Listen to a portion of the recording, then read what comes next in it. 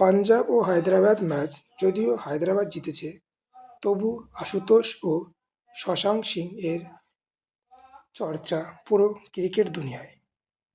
অসাধারণ একটি ম্যাচ। 24 বলে 67 রান দরকার ছিল। এই দুজন গত ম্যাচ পাঞ্জাবকে জিতিয়েছিল।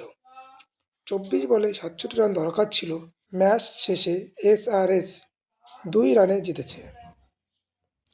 আশুতোষ গত ম্যাচে ডেবিউ করেছে। এটা তার দ্বিতীয় ম্যাচ।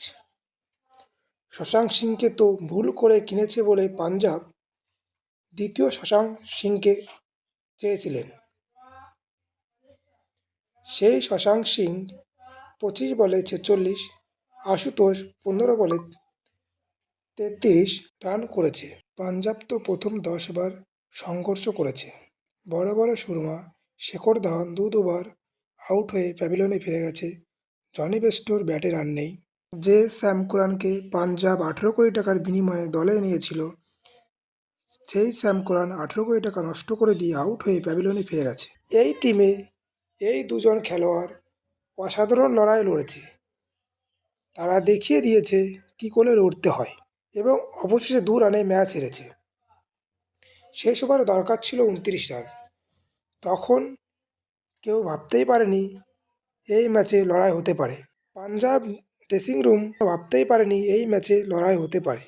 কিন্তু প্রথম বলে আশুতোষ 6, দ্বিতীয় বলে হোয়াইট, আবার হোয়াইট, সামনে ছিল জয়দেব উনটকাট। সে নিজেকে মিচেল স্টার্কের চেয়ে কম মনে করে না। তারপরে বলে সপাটে 6, 2, 2, হোয়াইট 1, শেষ বলে শশাঙ্ক সিং 6 মারে। অবশেষে 2 রানে পাঞ্জাব ম্যাচ হেরে যায়। গোটা দুনিয়া এই দুজন প্লেয়ারকে বাহবা জানাচ্ছে, কিন্তু প্যাট কামিন্সকেও কেউ কম বাহবা জানাচ্ছে না। 5 ম্যাচে 3টি জয়। গত বছর যে টিম নিচের দিক থেকে প্রথম ছিল, সেই SRH পাঞ্জাব, CSK, MI-কে হারিয়েছে। এর মধ্যে CSK ও MI ছিল দুটি বড় টিম। এই ম্যাচে পাঞ্জাবকে হারিয়েছে।